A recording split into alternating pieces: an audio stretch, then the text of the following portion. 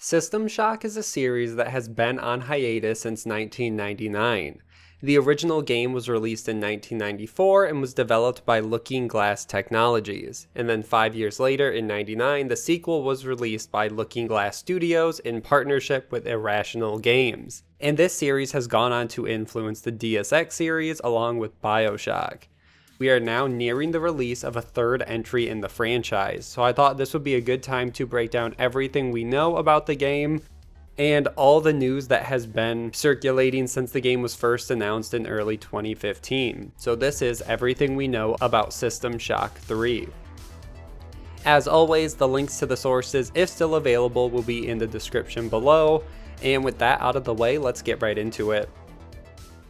Let's start in 2013 when Warren Spector started Other Side Entertainment. Warren Spector, who had previously worked on the original System Shock and later went on to work on the Deus Ex franchise, in 2013 he founded this new game studio to work on a spiritual successor to another Looking Glass game called Ultima Underworld. Then in December of 2015, a countdown clock was set on the Other Side Entertainment website and was set to reach 0 on December 14th of 2015. However, the page was discovered early and fans were able to figure out that System Shock 3 was in development and that this is what the countdown was for. Now, the time frame between this, the studio was just founded in 2013 and 2 years after they were already starting to tease a System Shock. So as I said, the countdown was set to be finished on December 14th, and when it finally reached 0, more details about the game were released. It was confirmed that Shodan will return with her original voice actor. Shodan herself is an acronym for a sentient, hyper-optimized data access network, and was created to control this space station in the first game. In the original game, the player removes her ethics constraints and leads to bigger issues as the game progresses. Also, some members of the team who worked on the original 2 titles were returning, like concept artist Rob Waters and the founder of Other Side Studios, Paul Neurath. And in an early press release, it was confirmed that if possible, there is a future for the series past System Shock 3. And Doug Church is also serving as an outside creative consultant based on him being the original game director for System Shock 1. Fans were also able at this time to sign up for updates on the project, but before the email was confirmed, it would have fans take a survey about the title, and ask fans about their interest in a virtual reality System Shock title. Now, it doesn't seem to me that System Shock 3 will be VR or even have VR components, but more likely they are just trying to get some data to see if in the future there is an interest in VR titles of the series, similar to what I assume Half-Life Alyx is. But that's a whole nother video and that will be way further down the line. Moving on, we have to go all the way up to February of 2016. Polygon was given an exclusive interview with Warren Spector. He announced he was only working part-time on the game at this time and he was still finishing up his tenure at the University of Texas, and his direct quote is, "It's just me in a room typing a lot. This is my second day on the job, so it's a little early to be saying what I'm going to be doing. But I have a concept doc I wrote up over the last couple of weeks, and that's all that exists right now." In the interview, he mentioned that the game was still very early in development, so most likely when they announced the game is when they started to work on it.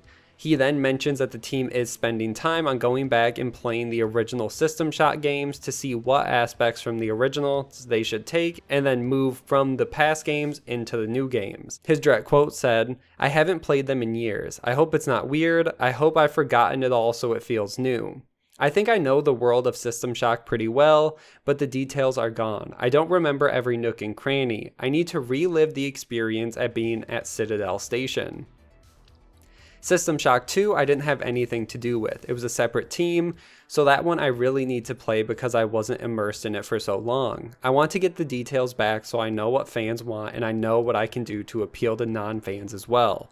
Moving on in the same interview, he gave a little bit on gameplay and he said, quote, "I want to answer some of the questions that we didn't answer in System Shock and System Shock 2.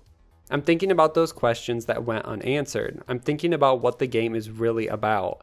If a game is just about what's happening on the surface, like killing everything that moves or moving blocks around, that's boring and a waste of time. Games can have powerful themes and subtext. They can be about more. I'm working on what the game is really about. He continued on, saying in terms of updating the game for a new generation of players, he said at Origin and Looking Glass, that whole idea of players solving their own problems and telling their own stories took root. It was about players playing the way they want to as opposed to the way designers force them to. That philosophy was in those early games, but it was nascent. Over the last 20 years, we know a lot more about allowing players to create their own unique experiences, so recreating this experience of playing System Shock would frankly be a waste of time, and I have no interest. So what we have to do is bring System Shock into the 21st century, using everything we've learned over the past 20 years. He continued on talking about building up Other Side Entertainment to make this project and said, quote, if you look at the credits for my last project, Epic Mickey 2, there were about 800 people who worked on the game. I won't do that again. There are some clever ways to build a small internal team and partner with the right people. Out of the people I have worked with on Epic Mickey 2, there are a handful that I trust with my life, and I will be reaching out to them, and I hope we can get AAA quality without a AAA sized team. I'm certainly going to put the word out and see if I can find people who worked on the original games, because there aren't a lot of people in the games business who understand the idea of player empowerment in the way that's important to me. There aren't a lot of people who understand the concept of shared authorship. I need to reach out to people who understand those things. I don't want to spend the next year teaching people those things. And as you can tell, the early stages do not just relate to the game, but also include building up Other Side Entertainment as a real powerhouse developer to create the game they want to create. Later that year in August, Polygon was given the exclusive first look at the concept art from System Shock 3.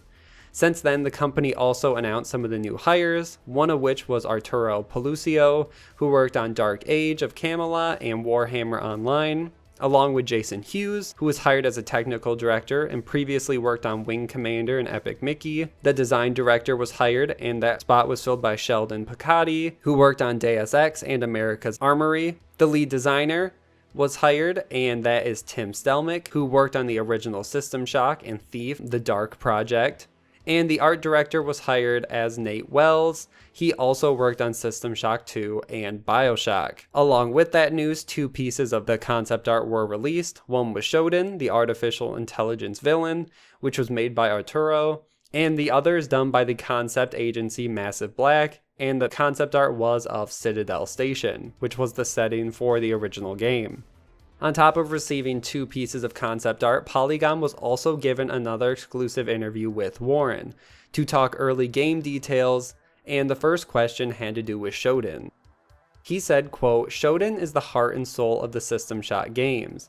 There's a beauty of System Shock 3. Nobody else has Shodan. She'll be at the center of the game, but I also want to put her through some changes. Arturo has been working on our version of Shodan, which is going to be interesting and different from what people expect. I expect it will infuriate some people, but definitely get people talking. He continues saying, quote, in System Shock 3, I want to explore Shodan's motivations. In the first 2 games, her plan was to destroy humanity with the removal of her ethic constraints by the hacker in the first game.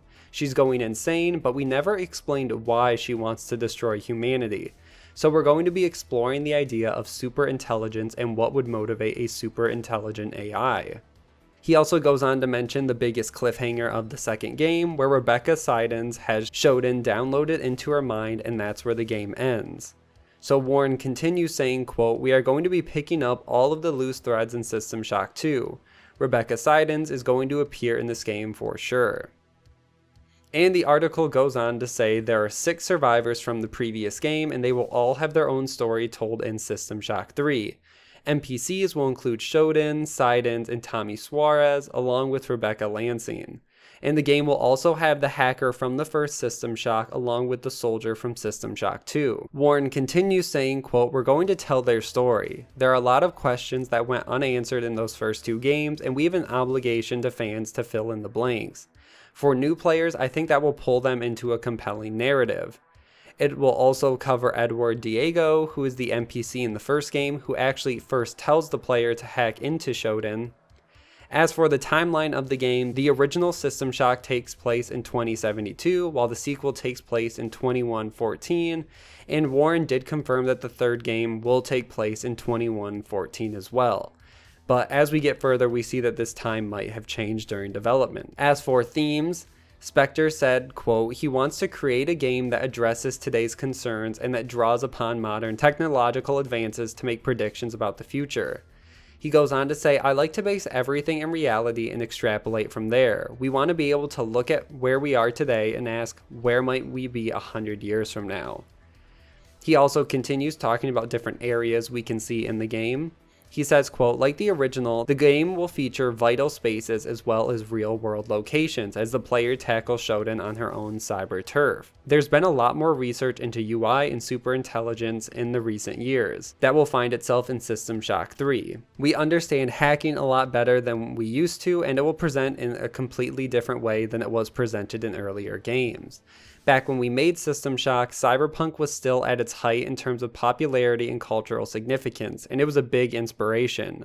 Nowadays, Cyberpunk is a little less current. I've learned over the years that it's foolish to try to convince people to become interested in something they don't care about, so we're finding things that people are interested in today. He also gave an update on playing through the previous games. He said, quote, as I was playing them, I emailed people who worked on the original games. I would say, oh my god, this game is so hard, and the response I would get would be 1994. Then I'd say, this is so big, and the response was 1994. And I'd say, the UI in this game is terrible, what were we thinking? And the response would be 1994. So it was an eye-opening experience just in terms of how far games have come since then. Even so, Shodan was still a compelling character, and we were empowering players in the way we asked them to construct the story themselves. There were some wonderful aspects that we want to keep in System Shock 3, but not the UI. Now, he was then asked what game it will be closer to, and if he feels a certain affinity to one game to the other. He said, quote, I like and respect the second one, but it was significantly different from the first. I'm constantly struggling with how much to adhere to the tenets of the first one and how much to adhere to the tenets of the second one. The second game was a much more traditional role-playing game than the first one. It was a mental struggle for me about which direction I want to go in, I will admit that. And then he closes by talking about what's new. He says, quote, 20 years ago we were building open-ended, solve-it-yourself kind of games. We used to look at one another and say, why isn't everyone making games like this? Now many more people are making games like that, so of course it's harder to stand out. You have to innovate, and I'm confident that we will. We're following in the footsteps of the people who followed in our footsteps, and we've got some surprises for people. Now, that's the last main part of that interview I want to talk about in 2016, and after that we can move all the way up to 2017. In March, Otherside Entertainment announced they had found a publisher for the game in the form of Starbreeze Publishing, who was responsible for publishing Payday 2 and is an independent publisher. They also announced they were investing $12 million into the game to bring it to PC and other platforms, and that after the deal is done, Otherside Entertainment will still retain 100% of the property rights to System Shock 3. Then for the rest of 2017 and 2018, System Shock was silent, as they were most likely working on the game, and not showing anything until it was ready. Then we got to February of 2019. Otherside Entertainment announced they were parting ways with Starbreeze as their publishing partner, due to some legal issues facing Starbreeze. On the website, they announced that the game is more than halfway completed and, quote, feels like a System Shock game while at the same time introducing new elements to the franchise. Warren also released his own quote to reassure the community and said, quote, we've parted ways with Starbreeze amicably, which means we are in the process of lining up a new publishing partner. Happily, given the pedigree of System Shock and the progress we've made so far, there's already a lot of interest. Has the situation affected development? Not really. The team is still, as we say, psyched and cranking. In other words, continuing as normal. I'm confident we can bring System Shock to market and have it take its place as a leading title in the immersive simulation genre. So, as he said, losing the publisher did not affect development and they were able to keep moving on. Then, in March of 2019, members of the System Shock team attended GDC 2019 and were part of the Unity keynote. Once there, Warren announced that the System Shock game would be running on Unity, and they were able to show off the first game trailer teaser with the game in its pre-alpha state.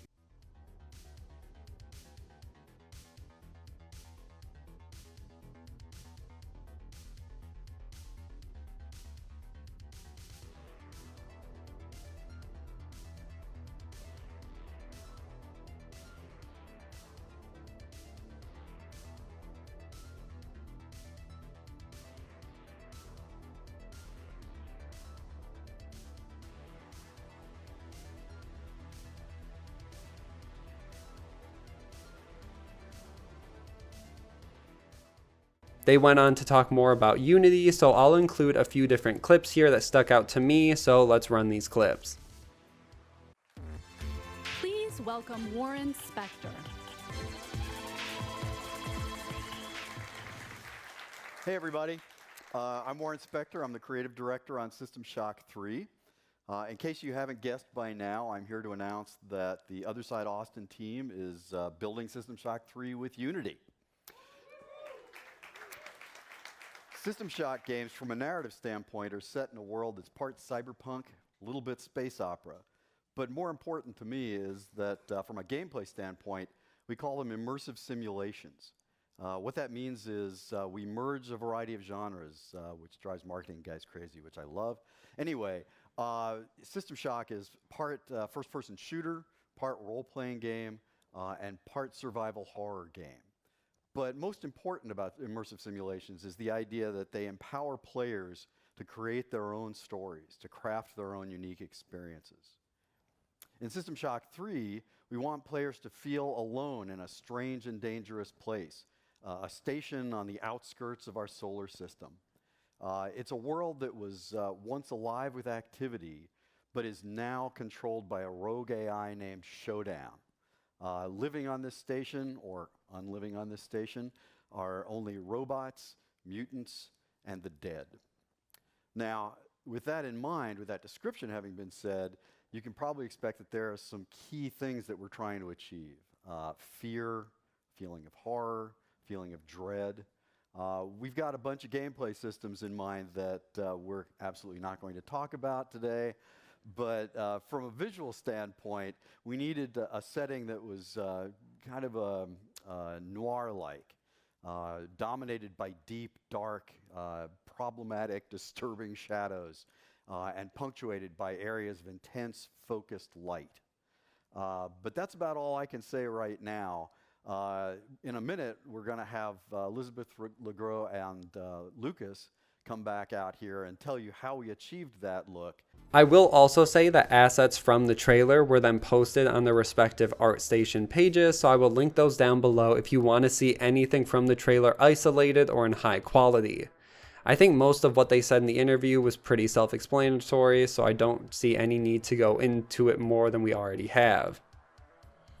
If we keep moving on, the first story of May 2019 is from the Video Game Chronicles, and this is what Warren had to say about future publishing partners and future deals. Quote, "It's going great. We're talking to a lot of partners and have a lot of interest. We don't have a deal right now, but luckily Other Side is flush enough that we're funding ourselves and can continue to do that for quite a while. Let's see what happens.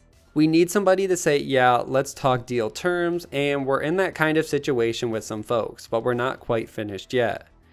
He added on that he couldn't rule out the possibility of them self-publishing the game, but that's a scenario they'd really like to avoid. He continues on saying, "The reality is Other Side is a company of developers who want to develop games. We don't particularly want to be a publisher. Paul Neurath and I have worked as publishers before. Origin self-published when I was there, and I don't want to get into the market of distributing stuff. I think it would be a huge distraction. We would have to hire staff to do that because we don't currently have the expertise. I hope we don't go that way. I'll probably get in trouble for saying that if we do. We're not ruling anything out, but at this point we're looking for a publisher and a funding partner." Then also in May of 2019, Warren gave another interview with the Video Game Chronicle, where he talked about wanting to balance the levels of violence that will be in System Shock 3. Quote, "It's very hard, to be honest with you. System Shock at one level is a survival horror game, and achieving horror is about creating tension and making people to stop and wonder what lies around the corner. There are expectations with a game like System Shock that I'm going to go a little bit further with than I normally would. So what I'm trying to do is listen to my team, listen to the audience, and adjust my beliefs or work with my beliefs appropriately. With System Shock 3, it's going to be a very delicate balance, and we'll see if I fall to one side of that." Then continuing on, in June of 2019, Warren gave an interview with WCCF Tech, where he touched on a few different relevant pieces of information. Some are similar to stories we have heard before, but some are new information. The first question was, quote, "In your talk, you spoke about designing antagonists who are relatable and can give players moments of pause, or even outright agree with them. How do you strike that balance when you're supposed to be designing a villain? Warren responded saying, quote, well, that's the secret sauce and it's very hard. The key is that phrase that I put up all around my office, never judge the player. It's a thought process as much as anything else. It's about slowing the pace down, letting players actually stop and see a challenge, make a plan, execute the plans, and see the consequences. That's the pacing of the game. Okay, and when you have to stop and pause, that's a moment where you can hear characters talking. You can hear them describing their beliefs, their feelings, what they're doing, and then the player, not the character and not me, but the player can decide. Hey, what that guy just said really makes sense, you know? That's one way to do it. The other thing you can do is simply commit to saying, quote, that guy is evil. You know, like, I wish we could talk more about System Shock 3, but one of the things that's really important to me is to give Shoten, our villain, some real motivation. And in System Shock 1 and System Shock 2, she was just an insane AI. Why do I do what I do? Because I'm mad, of course, and that seems pretty weak. So giving her understandable motivation is still very dangerous, but maybe she makes sense in System Shock 3. It's the way the author would treat their characters. Treat your characters with respect. Don't paint them in black and white. Give players the opportunity to stop and listen or pay attention or find things in the world that would imply motivations on the part of your non-player characters. And then don't judge, don't ever say this is right, this is wrong. He continues on talking about developing the protagonist more. The question says, and how do you feel about developing your protagonist? Will it make it harder for the player to project themselves onto the protagonist if the protagonist is already a well-defined, developed character?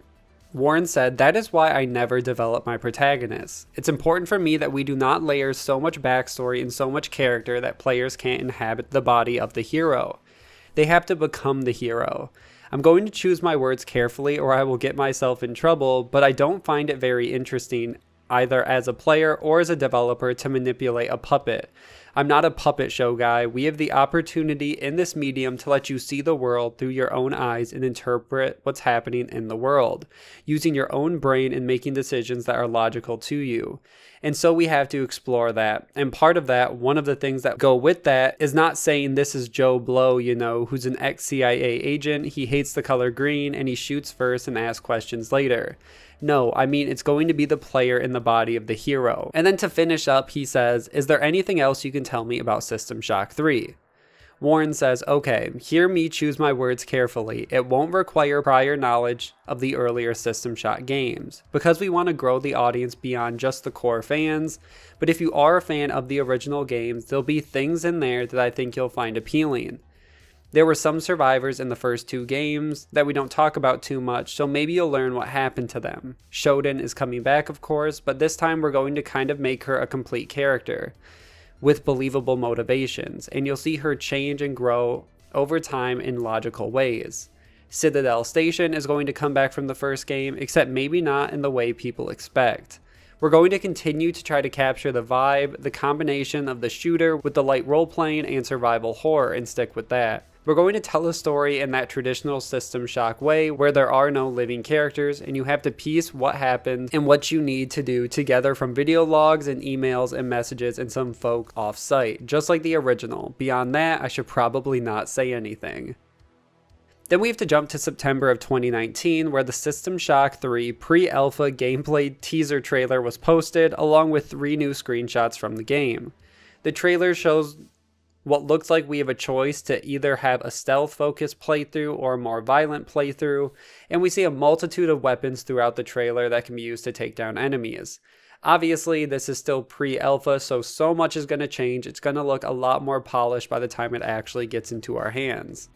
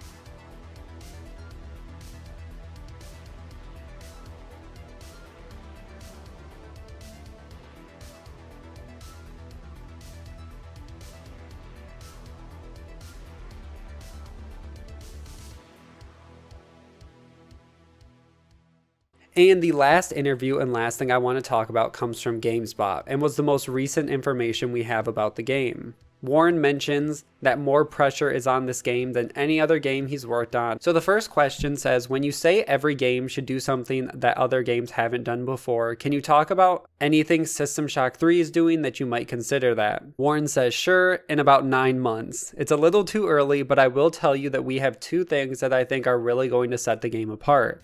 I really hate to be coy, but I'm not ready to talk about them because they may not work in the way you want. You fall short a lot of the time, but we're trying 2 things. They're both kind of familiar to what other people have done, but we're taking them much further and in some interesting directions. Next time we talk, we'll have lots of interesting things to talk about. And then we have a couple of ways in which we want to push things further. Given the whole playstyle matters approach, I'll give you a couple of hints. It's not like we're going to take first-person combat places it's never been before, but there are in some ways in which we need to push further. Level design in particular, the interconnectedness and the 3-dimensionality of levels nowadays has changed. There have been so many advances that we need to keep up with, and we're going to do that, and then innovate in a couple of other areas where creativity and design coincide. Continues on talking about level design, and the question says, you mentioned level design. Can you expand more on what you mean by interconnectedness of level design nowadays? Is that a result of having better technology than before, or is it just how people think about level designs differently? Warren says, I think it's more about how people think. In the first System Shock, if you look at the levels, they were huge, which encouraged exploration, but they were full of dead end. There were virtually no verticality to it, which was ironic because it was one of the first games you could look up and down. And yet we never really took advantage of that in any great way. One of the hallmarks of the immersive sim has been that they're paced a little different. We don't force you to play the way we want, and you can go running and gunning through the typical immersive sim, but we don't force you to do that. To put simply, you have to give them the corners and hiding spots where they can detect the next challenges and make a plan. Then you have to give them the tools, which is really level design related, and we have to use lighting effectively and use sound effectively in ways we never did before in System Shock. The next question says, some people today playing games may have not heard about or even played early System Shock games. Are you leaning more into bringing in a bigger audience, especially now the lines between console players and PC players are more blurred than they used to be? Are you trying to cater to both? Warren says, absolutely. We know there's a fan base out there and we don't want to let those folks down, but we also know we need to grow the audience. We're certainly building in little elements from earlier games while not insisting that new players have any understanding of them because, as you say, the vast majority of gamers have not played those earlier games. And in a way, I'm kind of glad. I replayed System Shock 1 not too long ago and was reminded, what were we thinking? I mean, we thought it was a good idea to use every key on the keyboard. It's insane. We're trying to cater to both crowds, and I think even existing fans will appreciate the better UI and user experience. I think everybody will appreciate that. And as you say, the console and PC audience, they're kind of the same audience now, so we've got to have controls that will work on controllers, all that stuff that's required in a modern game. He continues on saying, another thing that's definitely changed over the last few decades is progression mechanics, which are in every single game. And it feels like a vast majority of AAA games that come out today, even indie games, have some sort of skill tree or progression mechanics. What are your take on that? How are you thinking about that in the actual progression mechanics in System Shock 3? Warren says, I don't want to say I'm not a fan. There are a lot of games where that kind of progression where you're talking about actually makes sense. Skill trees, and there are still people who think that character classes are great. Again, one of the hallmarks of the immersive sim is it's all about you in the world. So the most important thing to me is each player's individual playstyle driving the experience. Having said that, we do have, just like we had in Deus Ex and in other games, both augmentation and fighting modifications. That was part of the first System Shock. We're going to give you a bunch of body mods, and you can only install a handful of them, so there will be augmentation and character modification. But what we want is for that to be in the service of your playstyle. Hypothetically, if you're a character that likes to sneak around and avoid combat, a cloaking device might be a useful tool for you. So everything is about supporting your playstyle. In this game, and in all games like it, you develop a character is through your inventory. You're going to be acquiring things throughout the game. The tools you create will allow you to interact with our world, simulation, and our enemies in unique ways that, again, serve your playstyle. And the final question that I'm going to talk about in final interview says, Not to seem reductive, it seems like there are two sides to this for you. One side where you're making a modern game, trying to live up to the standards of this legacy, but the other side, it seems like this might be a nostalgic trip, especially with the 25-year anniversary of System Shock. Warren says, yeah, it's definitely both. There's a feeling of nostalgia for sure, and that's part of where the pressure comes from, but it actually blows my mind that anybody cares about a 25-year-old game. For years, I wanted to replay it. We did so many crazy things back in the early PC days, I couldn't even get it running. And I asked some of the programmers who worked on it, hey, can you get this running so I can play it again? And they were going, no way, man, I'm not even going to try. So bless Night Dive for getting it running. Like with Deus Ex, I think I got more requests for interviews and more fan mail for Deus Ex on its 15th anniversary than I did when the game came out. It's the same kind of thing with System Shock. How many 25-year-old games do people still care about? You could probably count on the fingers of one hand. So yeah, there's definitely a feeling of nostalgia about it. It's crazy going back to that world. There are things about it and the narratives in both System Shock 1 and 2 that were either unanswered or in retrospect didn't make a lot of sense. It's nice being able to go back, fill in some of those gaps, and answer some of the unanswered questions, and occasionally retcon some of the gaping holes and silliness of those earlier games. So with that, that's everything we know about System Shock 3. A release date is still unknown at this time, but most of the community is assuming it will be sometime in 2020. Also, expect a more polished trailer and gameplay as the game gets further into development and out of alpha. We should be hearing a lot more news about it soon and should be having it playable even sooner. That's where I'm going to end this video. Make sure to like and share, subscribe for weekly gaming videos, and I will see you guys in the next one.